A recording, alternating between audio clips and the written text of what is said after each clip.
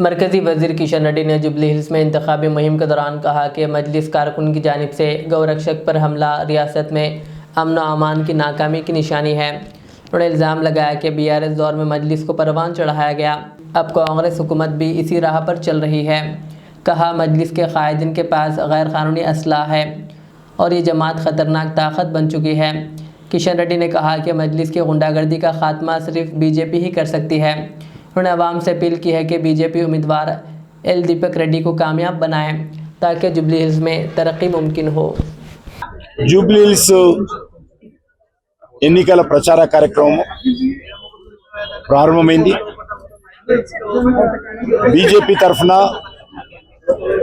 ఆదివారం రోజు అఫీషియల్ గా మా యొక్క ప్రచారం ప్రారంభం కానుంది. ముఖ్యమైనటువంటి నాయకులందరూ కూడా రోజు ఆ ప్రచార కార్యక్రమంలో పాల్గొంటారు. ముఖ్యంగా ఈ ఉప ఎన్నికలు జరుగుతున్న సందర్భంగా మజ్లిస్ పార్టీకి చెందినటువంటి వ్యక్తి నిన్నటి రోజు గోవులను రక్షించేటువంటి గోరక్షకుడి పైన కాల్పులు జరిపి హత్యా ప్రయత్నం చేయడం ఏదైతున్నదో ఇది రాష్ట్రంలో ఉన్నటువంటి శాంతి భద్రతల పరిస్థితికి అద్దం పడతా ఉంది. బీఆర్ఎస్ పార్టీ అధికారంలో ఉన్నన్ని రోజులు బీఆర్ఎస్ పార్టీ మజ్లిస్ పార్టీకి అనుకూలంగా పెంచి పోషించడం జరిగింది.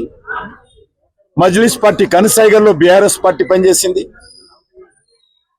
బీఆర్ఎస్ పోయి కాంగ్రెస్ వచ్చిన తర్వాత కాంగ్రెస్ పార్టీ కూడా బీఆర్ఎస్ బాటలోనే మజ్లిస్ని పెంచి పోషిస్తుంది.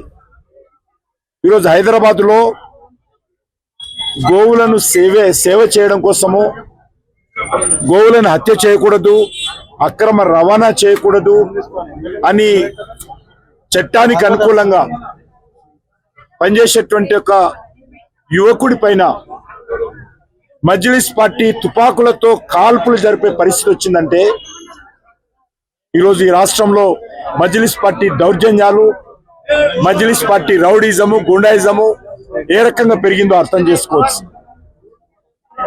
అంతేకాదు ఈరోజు మజ్లిస్ పార్టీ నాయకుల దగ్గర అనేక మంది దగ్గర అక్రమ ఆయుధాలు ఉన్నాయి, అక్రమంగా తుపాకులు ఉన్నాయి,